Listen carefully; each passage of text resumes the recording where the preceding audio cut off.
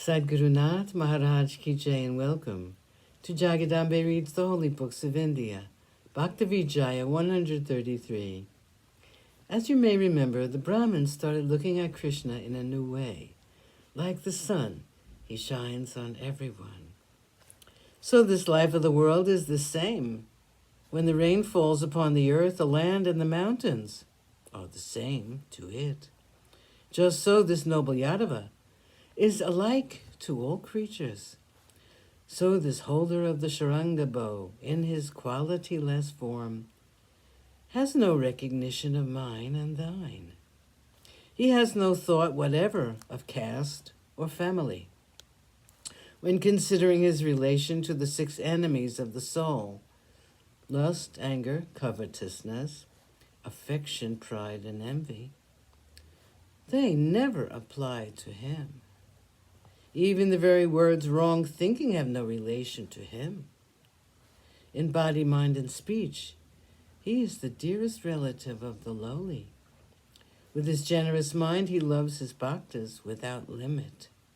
If anyone follows him, he breaks their net of illusions, and he does not allow his God-loving bhaktas to get entangled in the net of worldly affairs.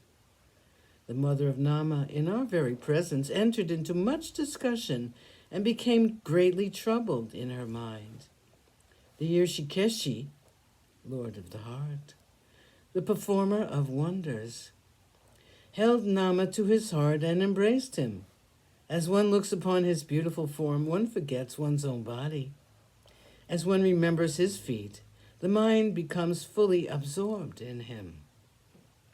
They who go to him as a suppliant with an undivided heart have their rebirths ended.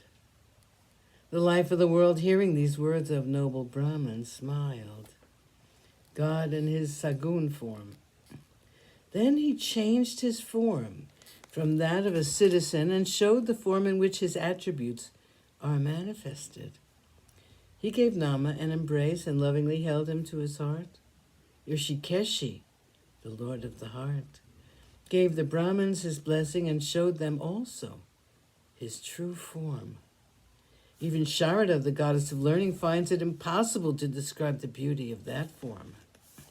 The noble Brahmins looked upon him with a crown of jewels on his head, with a mark of the musk paste on his forehead, dark complexioned and beautiful to look at. He wore a headdress of peacock feathers, and beautiful earrings shaped like crocodiles hung from his ears. This husband of Rukmini looked with compassion on all his saints. He who, having seen the abundance of Pundalik's good deeds, took a Sagun form. This enjoyer of the ocean of milk, this dweller in the heaven of Vaikuntha, God, supreme. His pure face was smiling. His teeth sent forth a luster like that of jewels. This dark-complexioned form gives peace to the eyes of those who look at it. The God-loving bhaktas alone have authority to possess that joy.